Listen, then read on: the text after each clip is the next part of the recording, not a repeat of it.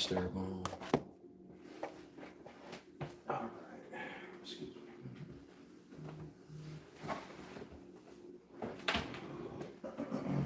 You got some do not disturb on? Yeah, like all the cameras. Ain't this an iPhone, bro? That's an Android. Oh, it's an That ain't Android. my phone, though. Okay. You got to do not disturb on and start vibrating and stuff. I know they're gonna be able to hear it. No, I'll give them to turn it on. Okay.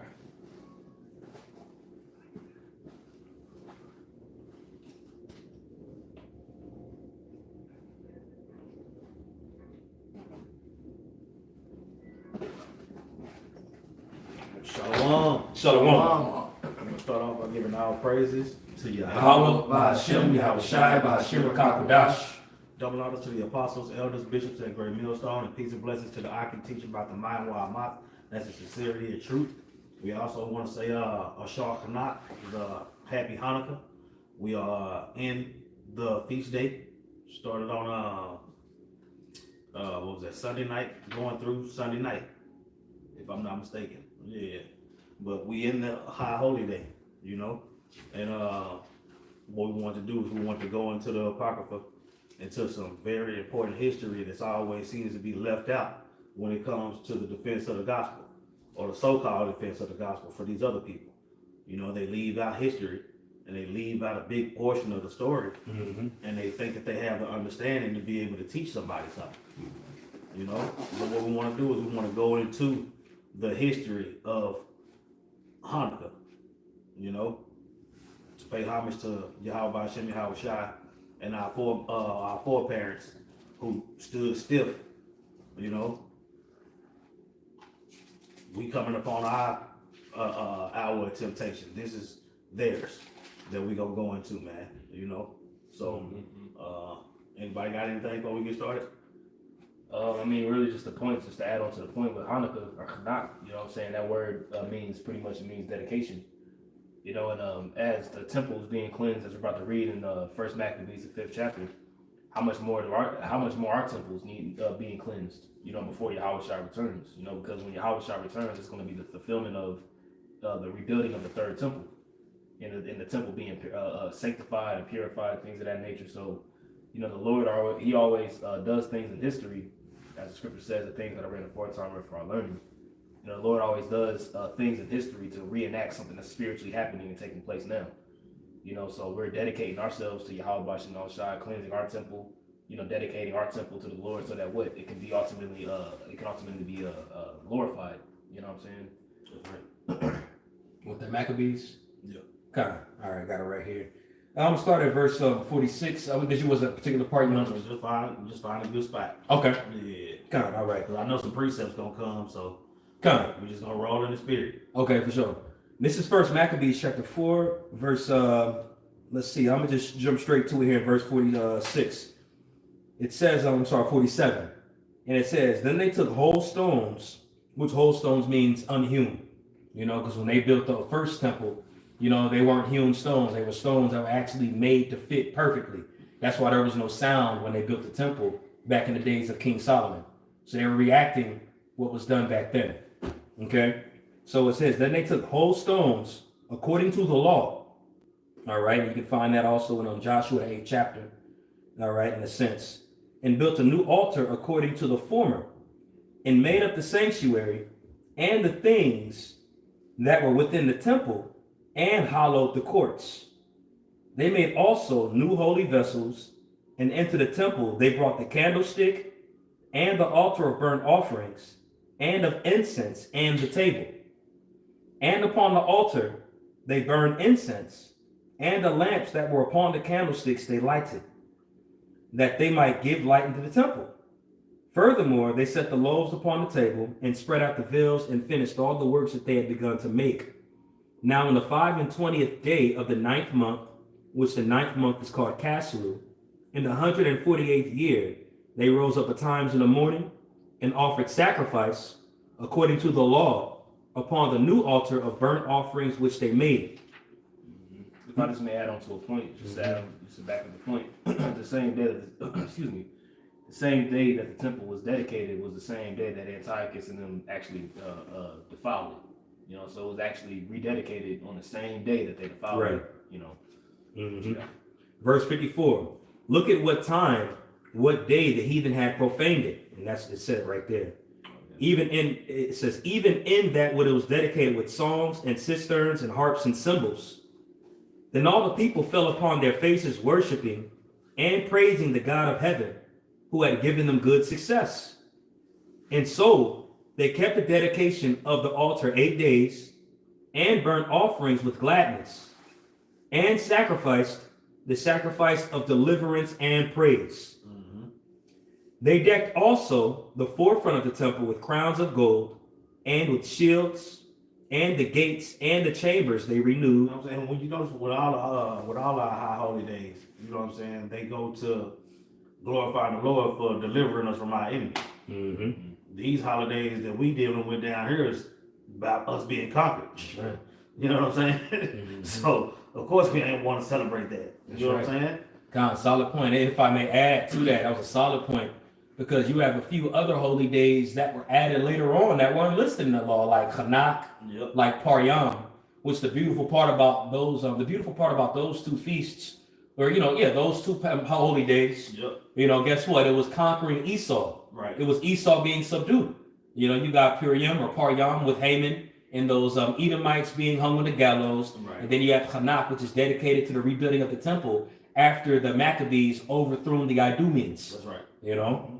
Just to add to that, Zaquan, That's right.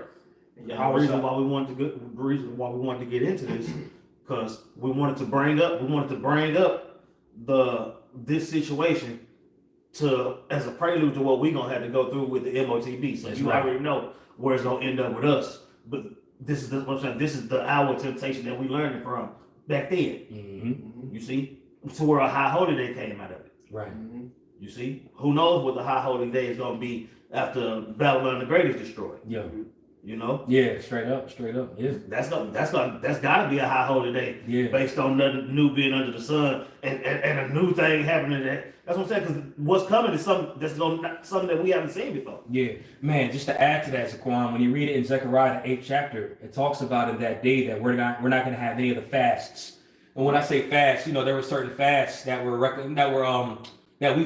kept as a nation. When the temple was overthrown in the days of Jeremiah.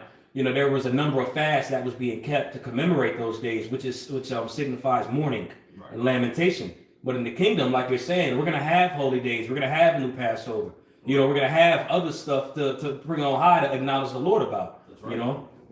Precept. This is pretty much what we're gonna celebrate, our new Passover. So Jeremiah 16:14. Therefore, behold, the days come, said the Lord, Yahweh Shai, that it shall no more be said, the Lord liveth, that brought the children of Israel out of the land of Egypt. Okay, and so what happened with that? The Lord delivered us out of the hand of Pharaoh. Mm-hmm. He did a miraculous work, man. That fame spread throughout all the lands. He took down our enemies and delivered his people out of captivity and bondage. Okay, and so that's why we celebrate the Passover now, to commemorate that. That's right. And remembrance of that. Verse 15. But the Lord liveth, that brought the children of Israel from the land of the north, and from all the lands whither he had driven them, and I will bring them again into their land that I gave unto their fathers. So that's going to be our new Passover. That's what we're going to remember: the destruction of Babylon the Great, and the great deliverance, and the rising up of the Heavenly Father to protect his people. Is going to overshadow what he did in Egypt. Mm-hmm. He's going to take down the new Egypt.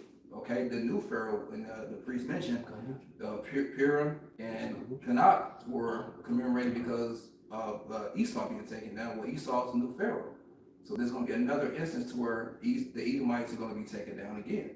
Mm-hmm. Okay, it's going to be a miraculous thing, man. It's going to be so crazy that it's going to, like I said, it's going to overshadow what happened in ancient Egypt when he destroys his new Egypt. And that's what we're going to be talking about in the kingdom.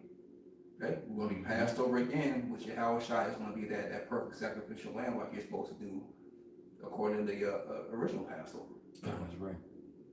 Yep, and Yahweh Shai celebrated the Feast of Dedication, by the way, as a Christian. So we're reading about what Hannukah represents, and Yahweh Shai celebrated it. Yeah, so right. Does that mean that Yahweh Shai loves her?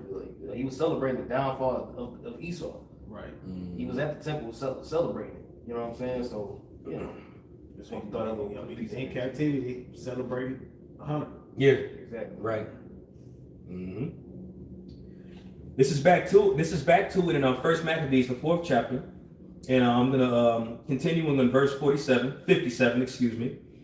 It says, "They decked also the forefront of the temple with crowns of gold, and with shields, and the gates and the chambers they renewed and hanged doors upon them. Thus was there very great gladness among the people, for that the reproach of the heathen was put away. Moreover, Judas and his brethren, with the whole congregation of Israel, ordained that the days of the dedication of the altar should be kept in their season from year to year by the space of 8 days, from the 25th day of the month Caslu, with mirth and gladness.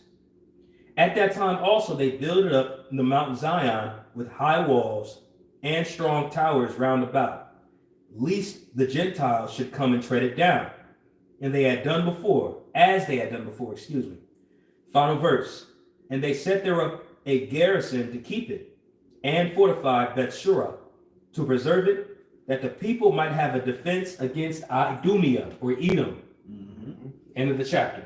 That's what I'm saying. So that's where the high holy day come from.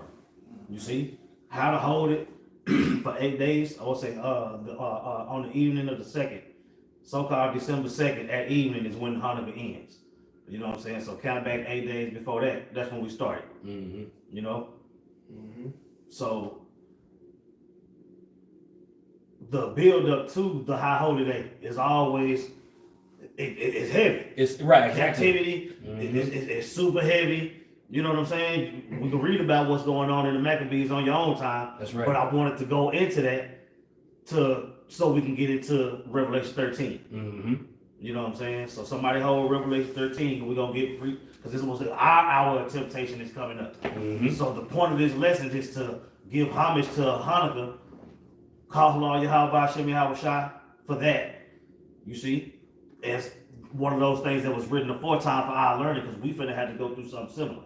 Mm-hmm. You see, we about to go through our hour of temptation, and we see that with the Maccabees during this account. Mm-hmm. A high holy day came from them being obedient. Right, right. You see? Absolutely. Making their lives a living sacrifice for real, for real. Mm-hmm. Resisting under blood for real, for real. Yeah. You see? To the word, the Lord gave them the victory. Yeah. That's going to happen with us, Lord willing, we those men. That's right. Even if we not those men, it's going to happen for somebody. Right, right.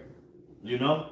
Mm-hmm. The Lord is going to set up men to endure through these things. You see? Yep. Yep. So who knows what our high holy day is going to be called, but we just know it's going to be one because the Lord is going to deliver. I would say, you think the Lord going to outdo the flood and everything else that he's done? And it's not going to, that's just going to be that? Yeah. I don't think so. You got some ties? Yeah, Con, this is the book of Obadiah 1, and I started verse 20, the point is in 21. It says, "And the captivity of this host of the children of Israel shall possess that of the Canaanites, even unto Zarephath, in the captivity of Jerusalem, which is in Sepharad, shall possess the cities of the south. And saviors shall come up on Mount Zion to judge the Mount of Esau, and the kingdom shall be Yahweh's."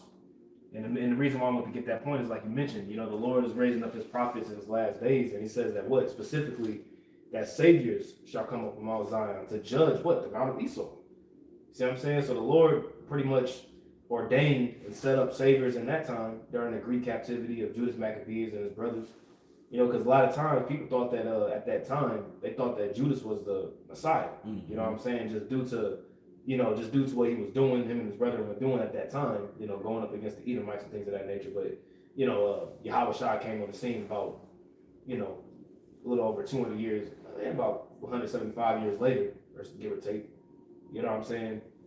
But the fact that he delivered, Yahweh Shai delivered us out of the hand of our enemies, predominantly the Edomites at that time. Mm-hmm. He's going to do it again on the second go around, whereas he's going to actually subdue the Edomites, and he's going to raise up saviors, the prophets, to judge the Edomites. Right. You know what I'm saying? And it's going to happen full circle again, but this time it's going to be with spiritual power this time. Mm-hmm. Right. You know what I'm saying? So it's gonna be a whole other glory, a whole other fashion. You know. And I do got a quick precept for you. And I'm going to read it in the GNT version. We bring it out all the time with the KJV, so I was interested to see what it said. Yeah. But this is Sirach, the 4th chapter, and I'm going to just read it straight to the point, Barakatah, verse 28. And it says, "Stand up for what is right, even if it costs you your life. The Lord, power Yahweh, will be fighting on your side." Just going into what you said. All of these holy days that we have here were us being saved out of a situation due to trusting in the Lord, which requires certain of our lives to be taken. Right. That's right. Mm-hmm. So knowing that that's coming for us, what manner of man ought you to be? Right. You know what I'm saying? Somebody get Revelation 3, was it 9 with temptation? Yeah, 3 and 10. Yeah, get that. Right, this is Revelation 3 and 10. Okay, it reads, "Because thou hast kept the word of my patience, I also will keep thee from the hour of temptation." I'm gonna read that again from Revelation 3 and 10. "Because thou hast kept the word of my patience, I also will keep thee from the hour of temptation." Kept the word of his patience. That's what I'm saying. Teaching the truth, understand the prophecies, bringing the prophecies out. If you keep these, you keep the words of the prophecy, then he gonna keep you in the hour of temptation. Which our hour of temptation is gonna be just like the one we just read in the Maccabees. Right. That brought forth Hannukah. You see, you think about Daniel, Shadrach, Meshach, and Abednego. You got all these different accounts where the Lord intervened. You see. Go ahead. Continuing on, "which shall come upon all the world to try them that dwell upon the earth." That's all. Everybody's gonna be faced with this C to the H to the I to the P situation. Yep. Right? Go ahead. "Behold, I come quickly. Hold that fast which thou hast." Hold that fast, which I had. I want to say this understanding that you got. You see, we got to make it to the end with it. You know what I'm saying? If you can run 100, you can run 99 yards, but if you fumble on the one, that is not a touchdown. Right. that is not a touchdown. That means the whole run was in vain. I'm telling you, I don't care who all you juked on the way, how many trucks is, none of that. To the end zone. None of that. If you don't cross that line, you see, we trying to make it to the kingdom. Right. Trying to celebrate too early. Yeah. Yeah. It's been 1,000 runs like that if you watch football. Yeah. None of those carries are remembered. Like it talks about the righteous man, if he turned back into his wickedness, and none of his righteousness shall be remembered. There you go. If it is remembered, it's remembered as a shame. Yeah. You know what I'm saying? It's remembered as like, man, look at this nigga. Yeah, It makes me like off the top. It makes me think of a Deshaun Jackson. That's what I You know yeah. what I'm saying? Like, that was a pivotal moment in his career where he ran That was terrible. and just dropped it like on the 1 yard line. And just, you know what I'm saying? That was a pivotal moment. Everybody remembers that. Like, man, remember this? Yeah. So all the good he did, people don't remember that. They just remember this nigga was fucking up. Right. You know? I remember the soundtrack. That was cold, man. Shit, you know what y'all. Shit, I better stop hating on my homie. No, I'm talking shit. I'm joking, man. All right, Revelation 3 and 11. All right, it says, "Behold, I come quickly. Hold that fast which thou hast, that no man take thy crown." You see, so at the end of the day, those during the time of the Maccabees, their crown wasn't taken because they held fast to what those. Because you remember, it was getting super thick during the time of the Maccabees, to where Judas would have to go into the scriptures. Yeah. He would have to go into the scriptures. Remember this, remember that. You remember the Lord did this, remember the Lord did that. You know what I'm saying? He spent a whole lot of time with that pep talk. Yep. You see? Yeah. But with these things being written aforetime, we gonna have to deal with these type of things. You see? We got Revelation 13. We're gonna get Revelation 13, 14. We're gonna flesh it out. Somebody hold it? I got Revelation 13. What verse? Get to the point. Yeah, the small and great, rich and poor. Okay. This is Revelation chapter 13, verse 16. Okay. I'll say go to like 13. Okay. Yeah, go to like 13. Because we gotta establish that we already went to the time of the Maccabees, which is the Greeks. You know what I'm saying? So now the Greco-Roman Empire is back now. You see, so we can't go into that without mentioning that. This is the revival of the Roman Empire, just that, the way Daniel told it. Yep, this is Revelation chapter 13, verse 11. It says, "And I beheld another beast coming out of the earth, and he had 2 horns like a lamb, and he spake as a dragon. That's what I'm saying. That's this setup they got now. You know what I'm saying? You got the two-party system, but it's all that Greco-Roman beast being revived. You see, that deadly wound that was healed, this is them acting a fool now. Right? Let's go. Verse 12, and he exerciseth all the power of the first beast before him, and causeth the earth and them which dwell therein to worship the first beast, whose deadly wound was healed. Right? They did that. They did that by force. You see, by lies, by force, by the sword. All that falls up under the sword.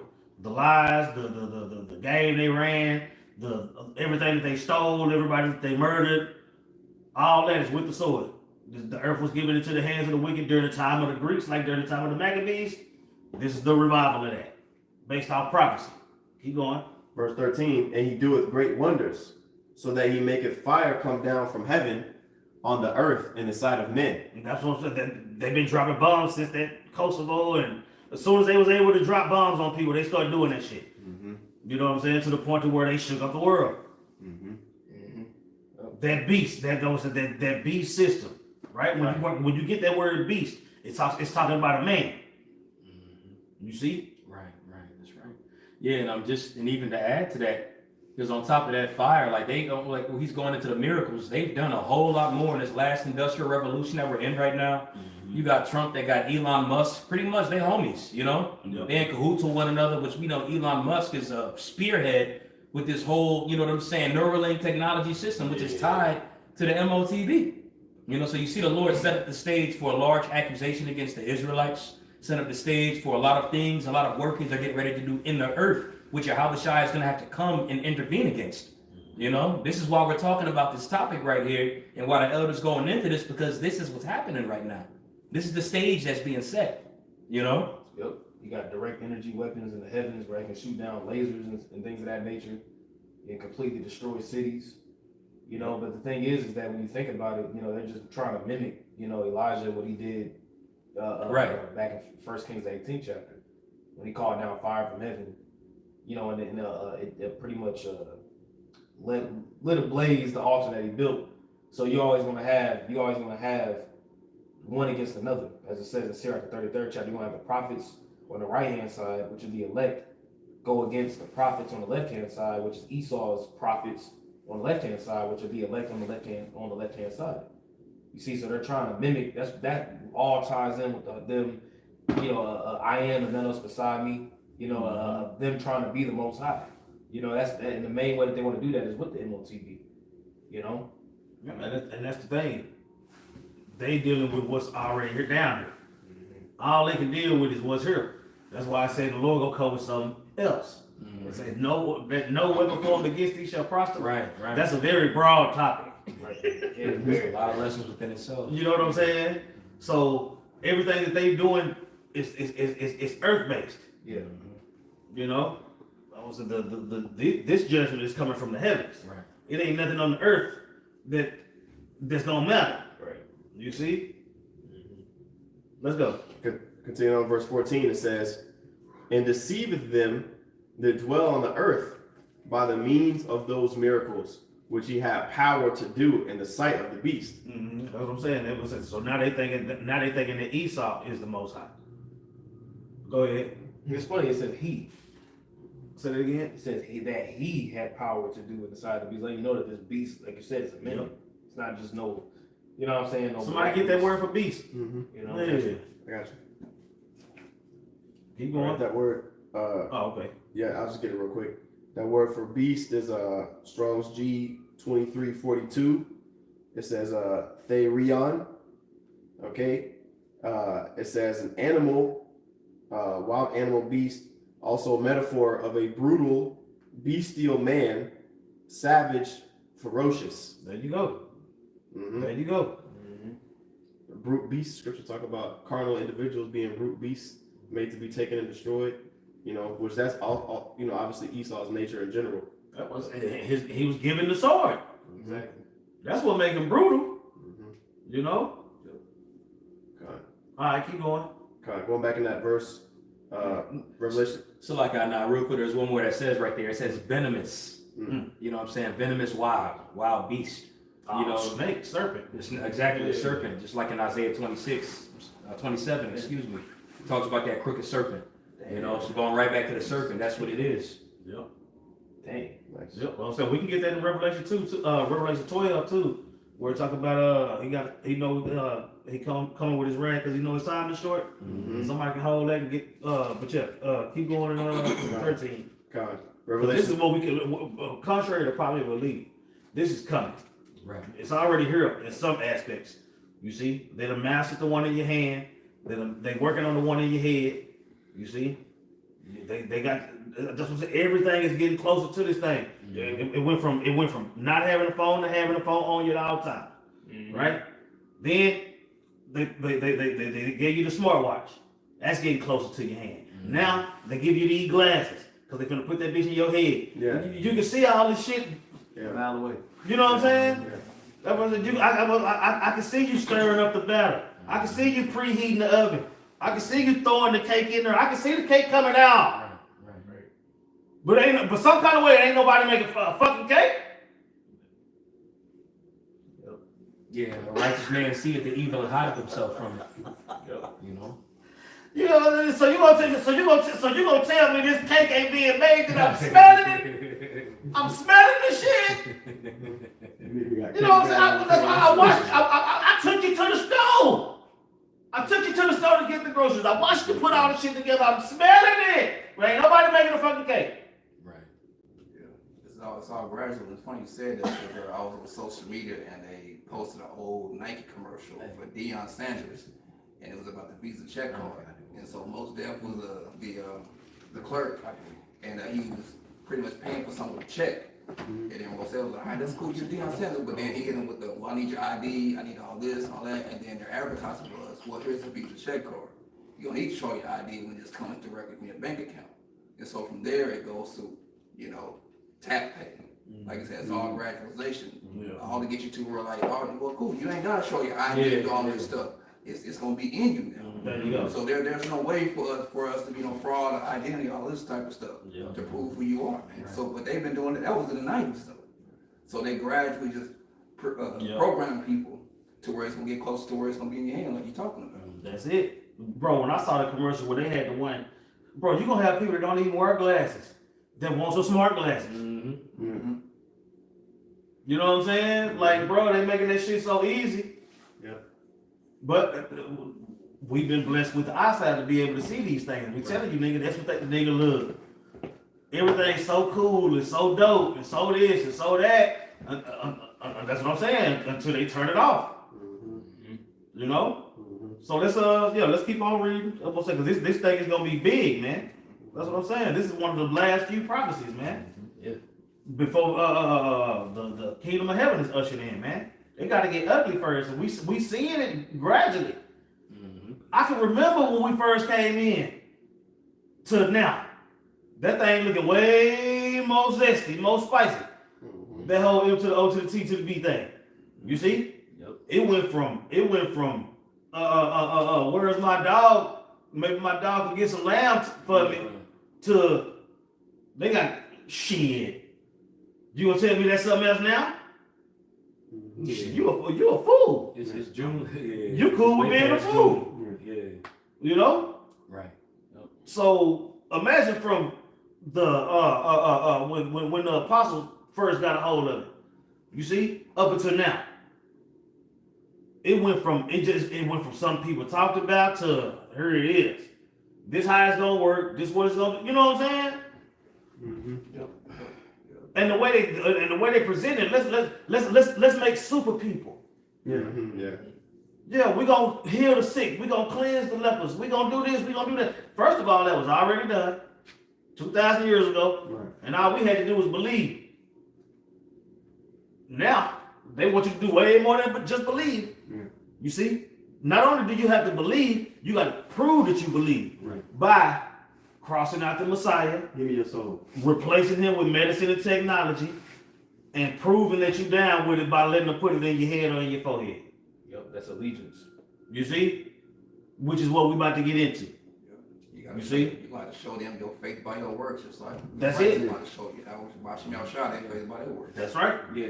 in doing that, they're showing themselves to issue out a pseudo form of salvation. Right. As the Lord is going to bring actual salvation. One thing that Esau has done and try to give off facade that we're going to put this and that and third, and it's going to save you from these circumstances that we're going to run in. So it's even pseudo salvation in that this beast is pushing. Right. And that's what I'm saying. And that's the same thing that they was doing back during the time of the Maccabees. Mm-hmm. Look, we got you. Same thing with Nebuchadnezzar and them. Look, as long as when you hear the sack button, the psaltery, the dulcimer, and that, you good. It's always something being presented that that your salvation is up to them. You see? To the point to where, okay, well, if you don't believe that my salvation, that your salvation is up to me, well, I'm going to put you to death then.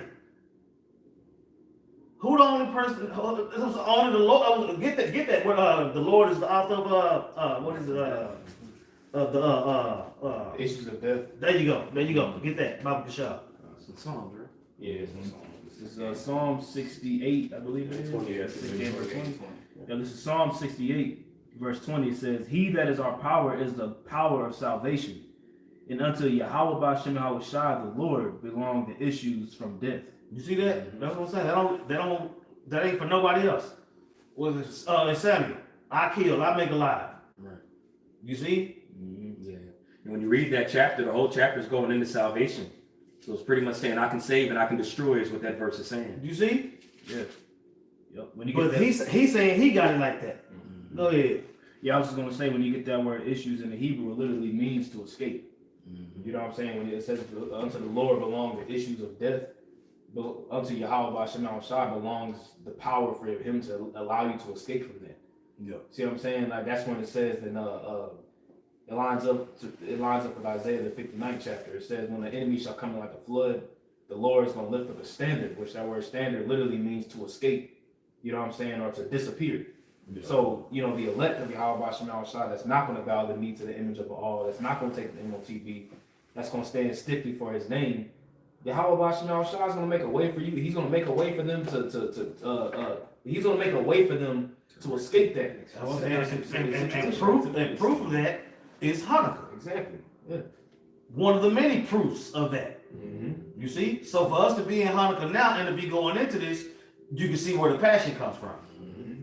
You see? Daniel in the lion's den. You know? You know what I'm saying? Shadrach, Meshach, and Abednego. There's all sorts of examples. David, when you read the Psalms, a lot of the Psalms that David wrote was him escaping through the power of the Most High, Yahweh B'Shem Yahushua, from the hands of his enemies, man. Yep. When you read them Psalms. Yep. That's why why the time of Judges. Yeah, it's nothing new under the sun. It's going to be the same thing that's going to happen again. But we just coming to the precipice of the grand finale of it, which is going to be the biggest event in world history. You know what I'm saying? And that's the thing. The Bible is is abridged. It didn't give you everything. It gave you enough to put the story together, to believe it, to have faith in it. You know what I'm saying? Yeah. It gave us just enough. It don't give you the details that we going through. Right. You know what I'm saying? It's gonna talk about. It's gonna talk about Yarala on the highways and the byways. It ain't gonna talk about Yarala at work. Right. Exactly. You know what I'm saying? Even though both things was happening. Yeah. You know what I'm saying? It's gonna talk about Sha'ar on the highways and the byways. It ain't gonna talk about Sha'ar at the job. Nah, our jobs and all that stuff don't matter. What's gonna be written about is what matters is doing the work of the Lord. Yeah. You see? Yeah. Which a high holy day came from what we going into. This is gonna be our version of it. Yeah. You see? Let's go. Yep. You're gonna go back to Revelation 13. Yeah. All right. This is back in Revelation 13, and I'm sorry. Here we go. Revelation 13 and 14 again. It says, "And deceived them that dwell on the earth by means of those miracles which he had power to do in the sight of the beast, saying to them that dwell on the earth, that they should make an image to the beast, which had the wound by a sword, and did live." Going into the revival of Roman Empire. Right? Go ahead. God, it says, "And he had power to give life unto the image of the beast." I was saying the image is the structure, the way things are ran. This beast system, the image, the Roman Catholic Church. You got the alphabet community. You know, they military, the voting, all that is the image. Medical field. Medical, there you go. Especially that. Yep. Philosophies. You know? Yep. That's the image. Go ahead. It says that the image of the beast should both speak and cause That's what I'm saying. And that beast being a venomous, vicious, cruel man, a brutal man. Right? That's what it's talking about. This man's image is all that bullshit we just ran off. Right? Go ahead. Yeah, when you go into that word speech, it says, speak, when it talks about the image of the beast should speak. Strong's G 2980, Laleo. The definition that speaks out to me is to use words in order to declare one's mind and disclose one's thoughts. So we know that his agenda, which he wrote it out, like you go back to the Bill of Rights and all the different documents that they set up. You know what I'm saying? When they started these countries that we have now, you know, they all pretty much say one thing, you know, NWO, that whole agenda is basically engulfed in all the policies that they put in place today. You know, so he declares his mind through his letters, you know. I got a precept real quick. This is Daniel chapter 7, verse, I'm gonna read verse 24 and 25. It says, "And the 10 horns out of this kingdom are 10 kings that shall arise, and another shall arise after them, and he shall be diverse from the first, and shall subdue 3 kings." And that other that rises after them is talking about America being the little horn. And the 3 that were subdued is the French, the Spanish, and the British. "And he shall speak great words against the Most High," which those great words are those pompous, you know, abominable words that he speaks through his policies, through his democracy, you know, through his laws and things of that nature. "And he shall speak great words against the Most High, and shall wear out the saints of the Most High," which are being worn out today, man. And it's going to come to the point where we're going to physically be persecuted, right? It says, "And wear out the saints of the Most High, and think to change times and laws. And they shall be given into his hand until a time and times and the dividing of times." And that's talking about that 350-year period from 1619 all the way until 1969, you know, the late 60s, early 70s, when Maccabbean, John the Baptist came back on the scene. You see, which that marked the beginning of Esau's downfall. You see, so with that time, whenever the 350-year period was complete, up until now, that goes to show you where Esau is in prophecy and where we at in prophecy. And what's next to come, according to what we read in Daniel 2, Daniel 7, Revelation 17, Revelation 13. It gives you a timeline, let you know what's getting ready to happen next. You see what I'm saying? So with that lets you know who Esau is too. You know, who's ruling the earth right now? Who's the one that's speaking the great words? You know, who's the one that wants to put a microchip inside of you and cause you to be, and pretty much cause you to be marked according to his system? It's Esau, man. Ain't nobody else is doing that on the planet except for this nigga, man. Right. You know what I'm saying? All these other people talking about, you know, Esau ain't the so-called white man, this, that. Well, according to prophecy, who is doing these things right now on the planet Earth? You know what I'm saying? We don't even gotta ask him no more. Exactly. Yeah, I'm saying if you say Esau is the white man, this conversation is over with. It ain't nothing else to talk about. I'm saying if you still trying to figure out who this nigga is, you done lost already. Yeah, you done lost already. Go ahead. That was it. Yep.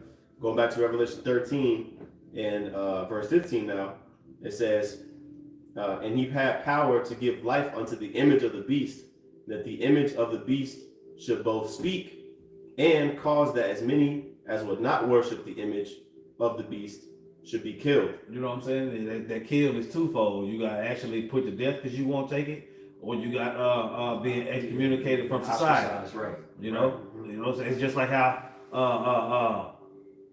you can't get a job without a birth certificate or a social security number. You cannot get a job legally without those things. Right. That's how they want this C to the H to the I to the P to be. Yeah. You cannot function in society without this thing. Yeah. You see? Yeah. Well, that's what Bill Gates, you know, I don't even know if we can even say his name anymore. Gil Bates. Yeah, you know who. That's why you know, that was the whole premise of saying, okay, we got to identify the 1/3 of the population of the earth is unidentifiable. They don't have any form of identification. We got to put out this mass campaign to identify everybody, because it's important that, you know, we have, you know, proper identification. We can track people easier, this and that. So that's exactly what they want. Which is really to a degree a consensus. You know, them trying to remember Israel. You know what I'm saying? Which they can't do, and the Lord will judge them over that as well. You know. Yep. So it says, verse 16, and he causeth all, both small and great, rich and poor, free and bond, to receive a mark in their right hand or in their foreheads. All right, now get the mark. That word mark is Strong's G5480, charagma. It says a stamp, an imprinted mark. It says of the mark stamped in the forehead or the right hand as a badge of the followers of the Antichrist. The mark branded on horses, thing carved, graven, sculpture. You see how they put that in there? The followers of the Antichrist? An imprinted mark for the followers of the Antichrist. Yep. That's what I'm saying. Scriptures tell you as many Antichrists. Right. So come on now. So for you to take that mark, is you pledging allegiance to Satan, to the devil, to the Edomites. You saying that you cool with it. You gave him dominion over yourself. You gave him dominion over you. Right. Sold out. So that's what I'm saying. So that you can't tell me that that's sin in all its forms. We're not dealing with that. Go ahead. Yep, it says the Strong's definition from the same as the root word, which is karax, a scratch or an etching, i.e. a stamp as a badge of servitude. So that's what exactly is going to be when you go into that word. That's what I'm saying. So you telling me King Solomon had that? You see how stupid that shit sound? I guess Adam had it too. It's sin in all its forms. So that means everybody on the planet got the mark of the beast already. Yeah, we all through. Everybody already got it. You can't repent from it, take it anymore. Do you see how stupid that shit sounds? Right. Let's go. Yep, the root word, which is karax, it means a pale or a stake or a palisade. Okay. A pale or a steak or a steak. That's what I'm saying. You got a steak that you put in the ground. Yeah, exactly. And then you got a piece of meat, right? The steak, right? What do you do with that steak? You put your fork in that bitch, cause it's yours. Yep. Kind of. You possess ownership of this steak first because you bought it. They brought it to you. But once you put your fork and your knife in that motherfucker, it's yours. Yep. Kind of. Yep. The fuck are you niggas talking about? Ultimately, an incision in the flesh. You know, when you put a stake in the ground. I remember we got our fence set up. You know, when I was younger, and I watched how they do it. You know, you would think that all the pieces, obviously, a different type of fences, but you know, most fences you got to put the poles in. They might pour some concrete. They dig the hole.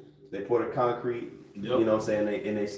I should say they put the stake in after they dig the hole, then they pour the concrete to cement it in the ground. Security. You know what I'm saying? But that's exactly what is going to be, you know, with the MOTB. They're putting that incision or that pail or that stake in your flesh, and it's going to leave a mark, and it's going to physically be an actual thing that's going to prevent you from buying or selling if you don't use it. Right, that's what John the Revelator saw. You know, we always know that when they have those visions, we know they don't have the terminology and technology to accurately describe what they saw in the ancient world. They use what they saw to the best of their ability. The word is available to them at the time. Yeah, so what did he see? He saw a needle going to somebody's damn hand. Yeah. What we see on the news today. Yeah. That's the only thing that matches up with that. Right. You saw that needle, and it looks like a little stake going to somebody's hand. So That's what I'm saying. Listen, Jacob read Obadiah and know that when the space program went with the whole so-called moon, they get that though. Right.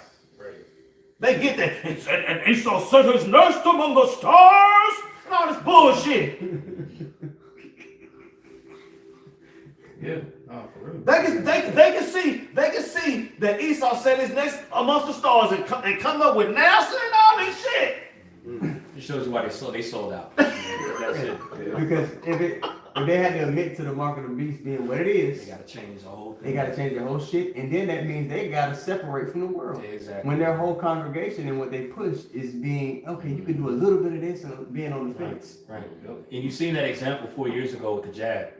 You know, had a lot of organizations, different Israelite groups that was actually pushing getting that. Because there were members in their congregation that was in fear. Let's go to chapter 14. Okay. Well, we're gonna finish breaking that down, but we're gonna go to chapter 14, 15. We're gonna get all that. Right.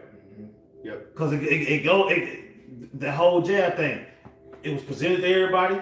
Some took it, some didn't. Those that took it, they got that Northern soil. Still fucked up to this day. Yeah.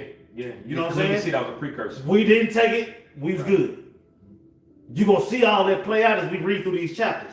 Go ahead.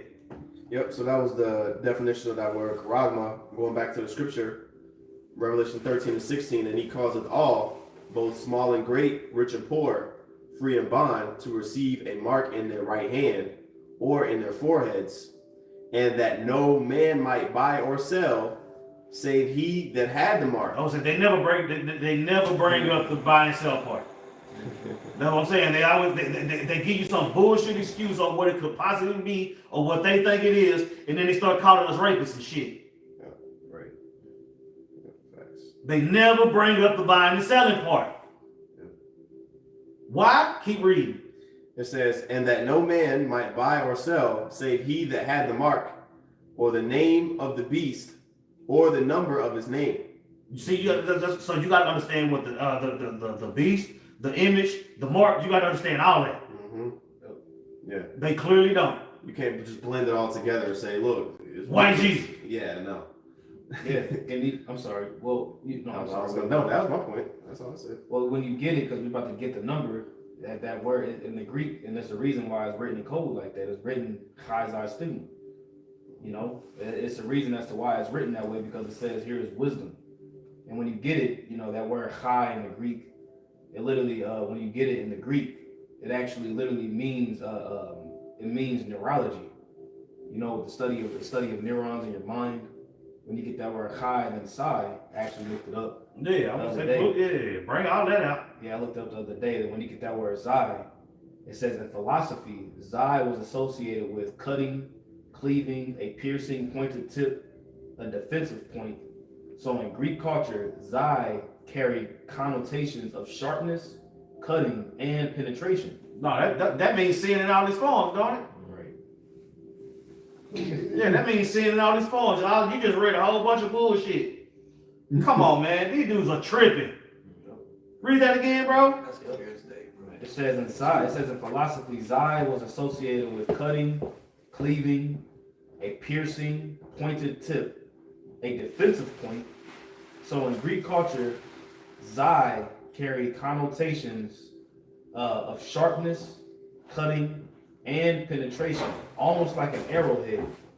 This metaphorical meaning gives the sound symbolism of an edge. Yeah, what the scriptures calls him the piercing serpent again, when you read it in Isaiah the 27th chapter. You know, also when you read it in Revelation the 1st chapter, when Yahushua makes his grand appearance, what does it say? He's going to come for them, even they which pierced him. You know, so there's no way you're getting around it. You know, again, it just goes to show you these guys are juiced in. Because even the most simplest people, even the so-called Christians, even though how wicked we know they are, would you even have clusters of them that know that MLTV is the chip? Why are they gonna have to force it on everybody if everybody already got If it? everybody got it, why do that? You know, so these guys are juiced in. Yahushua is coming against a nation of people that have constantly had that MO of doing that since before. You know, hey, when you read about the blessing that was given to Esau, it says what? His blessing was the sword. What do you do with that? You pierce with it. You know, so there's no way of going around it. They set up a whole doctor system, you know, which is really based on Asclepios, based on cutting and getting into your body and such. So is it really far-fetched when you look at it? Absolutely not. If you're spiritual. Yep. And then when you get chai, just to back up your point, that word when you get chai, it says in vital life force, and this is in American English here. It says in vital life force in the body supposedly regulated by acupuncture. in acupuncture, when you break that word down, literally it means to be pricked by a needle. You know what I'm saying? So it's like what are we talking about here? It's talking about being pricked by a needle, a cutting, you know what I'm saying, a piercing into the flesh by being cut like an arrowhead. But that's sin. Come on now. And then stigma, we already know what stigma means.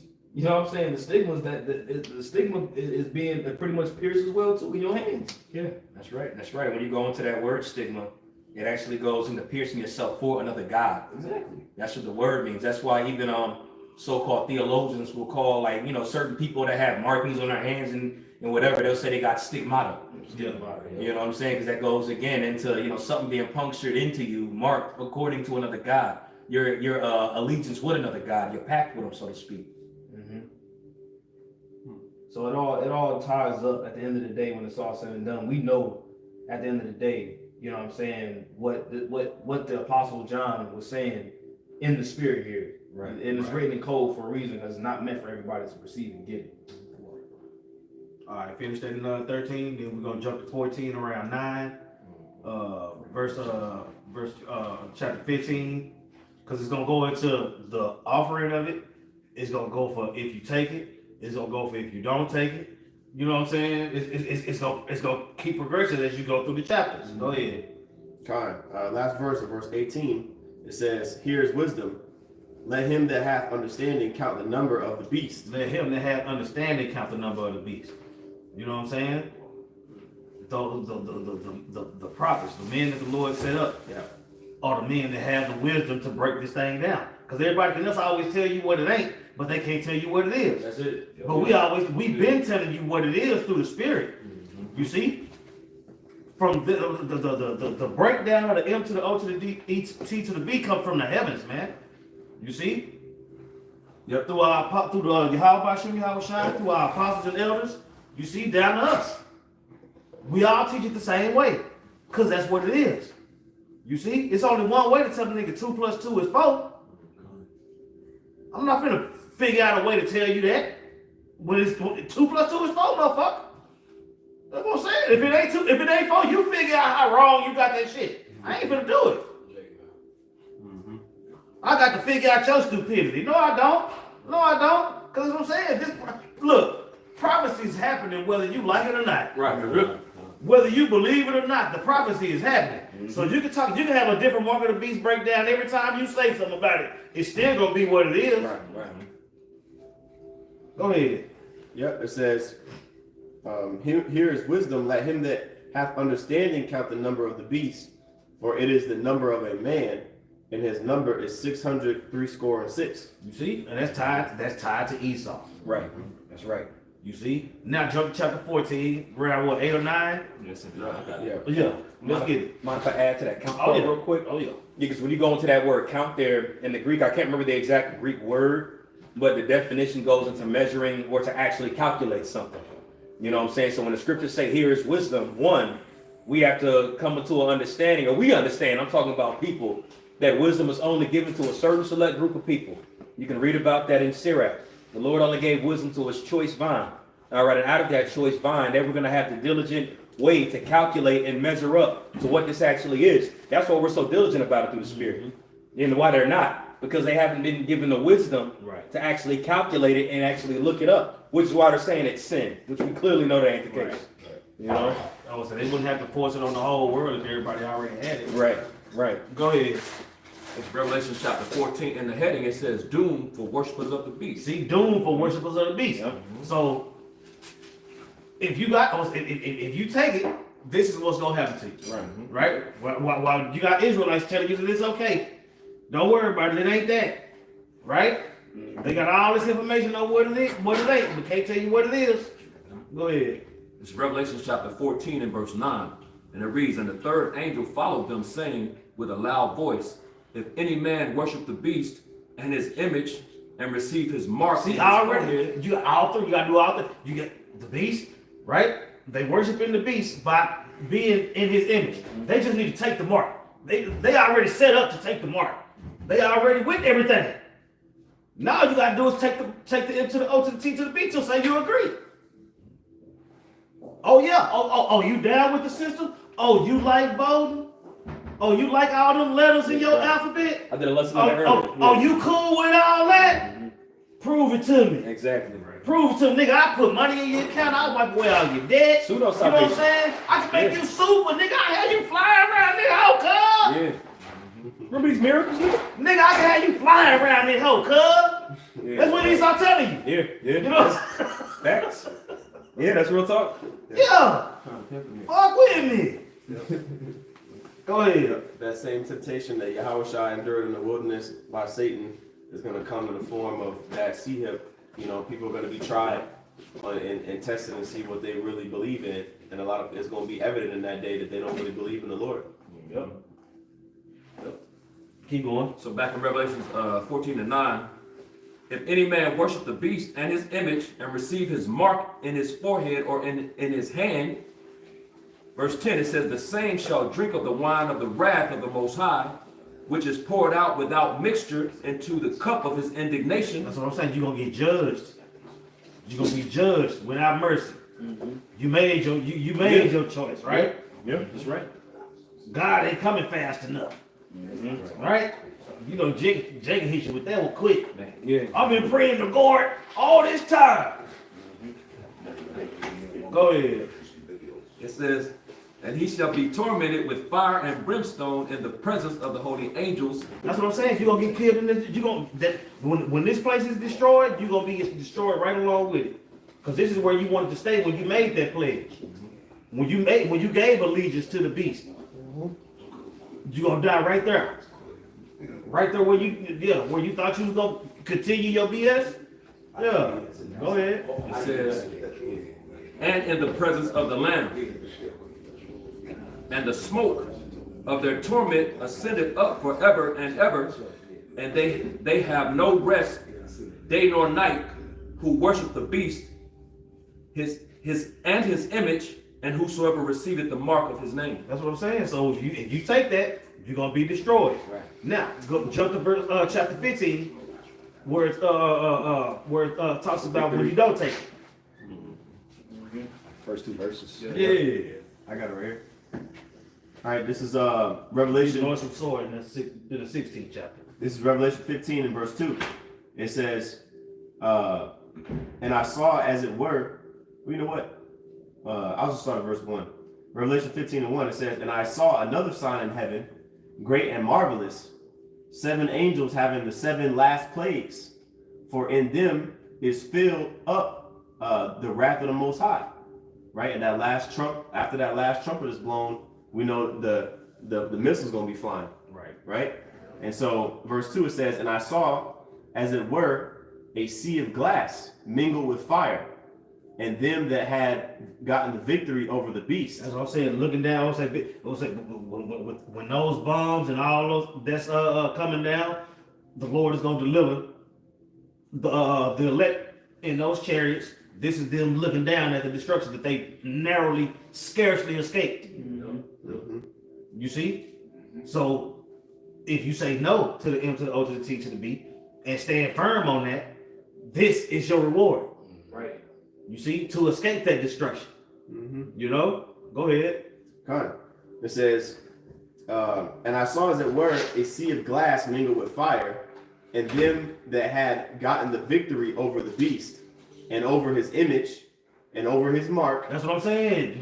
We wasn't with the system. We know who the beast was. We know the beast was a self-proclaimed white man. You know what I'm saying? His image. We wasn't with none of that. We said no to all that.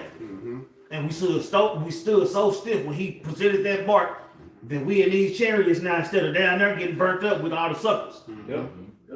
You see? Yep. Previous chapter talks about the 144. Having that new song, you know what I mean? Yeah. So through that action, we're gonna be able to overcome that, right? And obviously the gift of faith that the Lord gave us and the grace.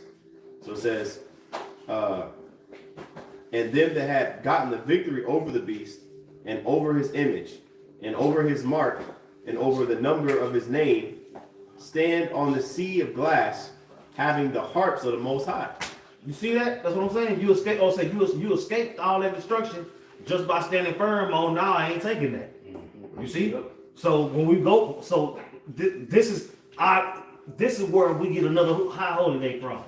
You know what I'm saying, Lord willing. Just like we was talking about Hannukah, how the Maccabees, how they stood stiffly. This is gonna be our turn. Right. Yeah. We're reading about our turn. You see? So going into those high holy days that what the Lord delivered us from our enemies, don't come talk to me about no Valentine's Day, cuz. You know what I'm saying? Thanksgiving. Right. You know what I'm saying? President's Day. They was presidents. Right. So nobody give a fuck. You know what I'm saying? Nobody care you was no president, nigga. No, those that stood stiffly, man. You see? So now, get that North sword. If I may add real quick Go on. before that, because it's in the same chapter, chapter 15, they sung the song of Moses. There you go. Yep. They sung the song of Moses, and that was the deliverance of us getting out of Egypt. Yeah. You know what I'm saying? And like you was mentioned, like you just added on to the point, or I say Slack, as you just mentioned, that was a high holy day based upon that act There that you go. happened. And they sang the song of Moses and the song of the Lamb, like I said in verse 3. So it's going to be like what the Elder Yariala read earlier, Jeremiah the 16th chapter. There's no harm going to be said. The Lord liveth that brought the children of Israel out of the land of Egypt, but behold, the Lord lives that brought up the children of Israel out of the land of the north. That's going to be that new high holy day. Right. Yeah. We're gonna You know sing what I'm this. saying? We're gonna sing the song of salvation. Yeah. It's ultimately salvation at the end of the day. You know, Yep. what we you know what's being done. You know, constant examples of how the Lord saved us from the hands of our enemies. Read that. Con, it's Revelation chapter 16. I'll start at verse 1, points in verse 2. It says, and I heard a great voice out of the temple saying to the 7 angels, go your ways and pour out the vials of wrath of the Most High upon the earth. And the first went and poured out his vial upon the earth, and there fell a noisome and grievous sore upon the men which had the mark of the beast. You see that? So you get deliverance if you say no to it, but if you, that's what I'm saying. You all jacked up when you take it. It's not a victory. It's not a win. You know what I'm saying? It's a sorry ass surrender is what it is. Yeah, that's it. You know what I'm saying? Yeah, it's a sorry ass forced surrender. You see? And the noisome soul, the destruction, all that was nothing good can come from it. Right. You got it. I got a quick one real Come quick. on. This is Luke chapter 6, verse 24. And it says, but woe unto you that are rich. And really quick, just want to bring up, I'll finish with the verse. For you have received your consolation. And that word consolation goes into comfort when you go into it. Because being rich doesn't always just mean having money. Case in point, the example that we're going into, those that take the MOTB are doing it because of the gain they're going to get from it. The dainties that they're going to push with it. You know, so on the side, in that day, it's going to look like, boom, we're rich, we took this, we're good. Y'all are not. Y'all don't got it. You know what I'm saying? So there's going to be a destruction and some judgment that's coming for those in that spirit of wanting to have versus be without. You know, rely on the Lord. You know? But if I can add real quick, Yeah, come on. Just to, because you mentioned that it don't always mean that you're rich like with money. And when you read in Revelation the 2nd chapter, it goes into the Israelites being rich. It ain't we don't on the bottom of this society. We poor and got shit. So what's that talking about? We're rich because we have this knowledge. We're the chosen people of the Lord, man. You know, we got the actual opportunity of salvation. That's right. Come on, brother. Verse 25. Woe unto you that are full. You know, another example. For ye shall hunger. Woe unto you that laugh now, so ye shall mourn and weep. Woe unto you when all men shall speak well of you, for so did their fathers to the false prophets. You know, so this energy that they're pushing right now, they're setting up this whole pseudo salvation system. People are looking at it as this is the way to go, but it's going to be their detriment. That's it. You know, That's it. What you say? I'm sorry. No. Bring it out. Can I bring up a precept in 3rd Maccabees real quick? Oh yeah. Get down. All right, this is 3rd Maccabees chapter. can you educate the audience what 3rd Maccabees is about the Shah? Yeah, well, you have 1st Maccabees and you have 2nd Maccabees, which when you read 1st and 2nd Maccabees, they're pretty much the same account, but just kind of like to a degree different perspectives. So initially you had 1st, 2nd, 3rd, and 4th Maccabees, but when you read, for example, in the King James 1611 origin fee, you have the 2nd, you just have separately the Apocrypha. You only see 1st and 2nd Maccabees, but 3rd and 4th Maccabees was initially a part of it originally. So this is 3rd Maccabees chapter 2, and I'm just going to get to the points here. I'm going to start here at verse 26. The point is in 29. It says, he was not content. Real quick, for edification's sake, sometimes if you read a third or fourth Maccabees. It's in the first and second Right. Maccabees. Yep. That's in what's considered the traditional 1611 KJV. It's just delineated different depending on who was talking about it. All right. So you have these separations. This is a whole nother study. All right. So if a person says third Maccabees, it could be what if you're reading the KJV, second Maccabees, Right. certain chapter and verse. Right. It doesn't mean that it was completely excluded. Right. All right. Go ahead, Jim. It's like you had first, second, third, and fourth kings. Mm-hmm. It was the same. Yes. Like Yes. Samuel. And that shows you that the Bible wasn't written in chapter and verse. Exactly. A lot of stuff that you see was considered canon, canonical, not canonical, needed, not needed. Man, what we subscribe to is what were the scrolls that were written. All right? Go ahead, Champ. This is third Maccabees 2. I'm sorry, like I said, verse 26. He was not content with One more thing. I'm so sorry. You got a lot of smart dummies out there thinking that the apostles and the bishop elders don't know about this. Yeah. Because they family got hip. The apostle, bishop, elders, they all know about this. You fucking assholes. Go ahead. You good. Third Maccabees chapter 2, verse 26. He was not content with his encountered licentious deeds, but even continued with such audacity that he framed evil reports in the various localities. And many of his friends, intently observing the king's purpose, themselves also followed his will. Pretty much going into Jake following after the ways of the Greeks, right? 27. He proposed to inflict public disgrace on the Jewish community, and he set up a stone on the tower in the courtyard with this inscription. None of those who do not sacrifice shall not enter their sanctuaries, and all Jews shall be subjected to a registration involving poll tax and to the status of slaves. He calls it all, both small and great, rich and poor, free and bond. You know what I'm saying? That was the Hellenization period. Mm-hmm. You see? That's what I'm saying. That's about to happen now. Mm-hmm. You see? Go ahead. Those who object to this are to be taken by force and put to death. Those who are registered are also to be branded on their bodies by fire with the ivy leaf symbol of Dionysus.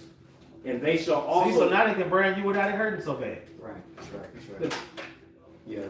And when you read this account right here, you can find this also in Second Maccabees, the 6th chapter, where they set up the altar for Zeus or Jupiter, and they continue to worship Dionysus as you continue to read that. And when you read it there, it likens that, to the abomination that maketh desolate with Daniel. So just going into the MOTB that you're talking about, Shaquan, that is in a sense a form of another abomination that make desolate. In a sense, I'm not saying that's the abomination of desolation to the listeners, but it's reenacting that. It's another similar account to that,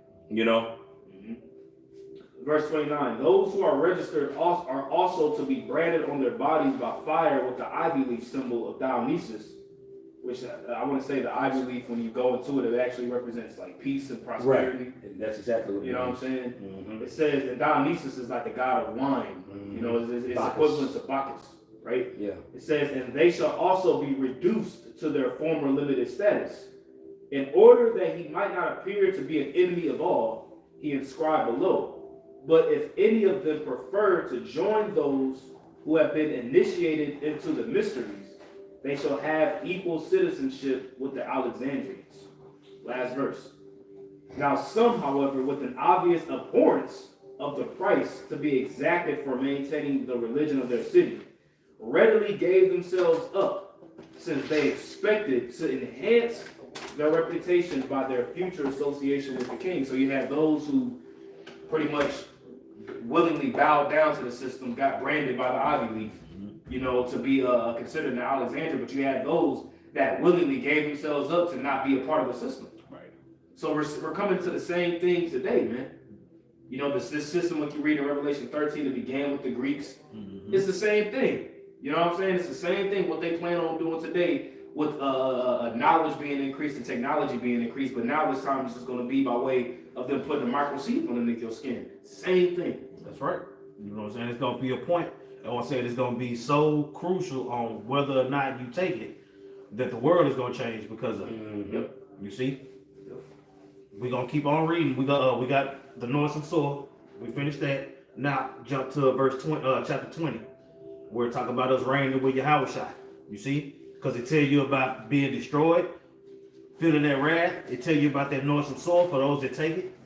You see? And for those that deny it, it talks about how we singing the song of Moses, we up in the chariots. What's gonna happen after that? You see? Let's go. So Revelation chapter 20, so verse 4. And I saw thrones, and they sat upon them, and judgment was given unto them. And I saw the souls of them that were beheaded for the witness of Yahweh Shai, and for the word of Yahweh. Talk about the elect. Talk about those that didn't take the mark of the beast. Those that were sitting sitting up there looking down at the destruction that they just narrowly escaped. Let's go. And which had not worshipped the beast, neither his image, neither had received his mark upon their foreheads. You see, we wasn't with none of that. I fear the Lord. I would say I fear the Lord and being chosen, all that mattered in that time. Go ahead. Or in their hands, and they lived and reigned with the Mashiach 1,000 years. And they lived to reign with a Mashiach for 1,000 years, man. So our reward for standing stiffly and not taking the M to the O to the B is to be beamed up into the chariots, you see, and then reign for 1,000 years with Yahweh Shai, which entails the cleaning up of the mess that the heathen made, you see, beating down the heathen, beating them into submission, and getting rid of Esau, you see, so that we can start forever. So us right now studying and going through these classes and all these different things, man, that's what I'm saying. It was the same thing going on with our foreparents. They had to get into the scrolls and learn, oh, this is what this talking about. Same thing. You see? So we get if we can pay homage to Yahweh Shem Yahweh Shai via Hannukah, you see, we know that our opportunity is coming as well. Right. You know? So hey, anybody got anything else? That's what I was holding. But this is Baruch chapter 6, and also too, just as the brother brought out that third Maccabee is another example, because certain will say Baruch chapter 6, certain will say the epistle of Jeremiah. You know what I'm saying? So this is Baruch chapter 6, but again, you might have a Bible that says the epistle of Jeremiah, which is the same thing. But it says, because of sins ye have committed before the Most High, ye shall be led away captives into Babylon. Now it says by Nebuchadnezzar, king of the Babylonians, but we know that's a precursor still. Okay? So whatever was being done back in those days, we know to think about it, okay, if it was done back then in ancient Babylon, then we know it still segues into modern day Babylon. Verse 3, it says, so when you come unto Babylon, ye shall remain there many years, and for a long season, namely 7 generations, and after that I will bring you away peaceably from thence. Okay, now this is the point right here in verses 4 through 7 and 8. It says, now shall ye see in Babylon gods of silver, and of gold, and of wood, borne upon shoulders, which cause the nations to fear. We live in a system right now which the Bible describes as the beast system, pertaining to Revelation the 13th chapter, what was just read earlier. And when you continue to read that, it says that he even had power prior to the first beast to give to make this beast animated. You know what I'm saying? To bring life into the image of the beast. Okay? So verse 5 says, beware therefore that ye in no wise be like to strangers, neither be ye afraid of them, when ye shall see the multitude before them and behind them worshiping this. And what does that mean? Everybody in line to get the MOTB. We seen it 4 years ago with the jab. And you even had Israelite groups that was saying, how we going to have our boot on the back of your neck if you don't get this? So you even had them that was pushing it. So the scriptures tells you, look, when you see people in them lines, when you see people in them voting booths getting ready to do all that, don't be like them. Because that's tied to other gods. Worship. That's right. Even during the time of the election that we just passed, everybody was trying to entice each other to go. Even if you don't vote for who I vote for, just vote. Just vote. Yeah. That's right. Which is tied to another god. That's why they call them voting booths. It's a tabernacle that you're going into and writing down whatever. It's all tied to idol worship. Verse 6 says this, But say in your hearts, O Lord, we must worship thee. For mine angel is with you, and I myself caring for your souls. As for their tongue, it is polished by the workmen, going into the idols, but we can know that we can go into the MOTD with that. Because, you know, this whole beast system, it's been given life. Okay? And it says, and they themselves are girded and laid over with silver, yet are they but false and cannot speak. You know, scripture talks about how he's able to speak great things, but it's still an idol at the end of the day. And it's not actual real, it's counterfeit. You know? That was it. There's more on it, but that was the point on that one right there. You know? Anyway, hey man, Lord willing, that was edifying, man. That we want to give all praises to Yahweh, Yahweh. Ba'Hashem, Yahushai, Ba'Hashem, Kodash. Double honors to the apostles, bishops, and elders at Great Millstone. Peace and blessings to the Akim teaching about the mind Muhammad. That's in sincerity and truth. Shalom. Shalom. Good stuff.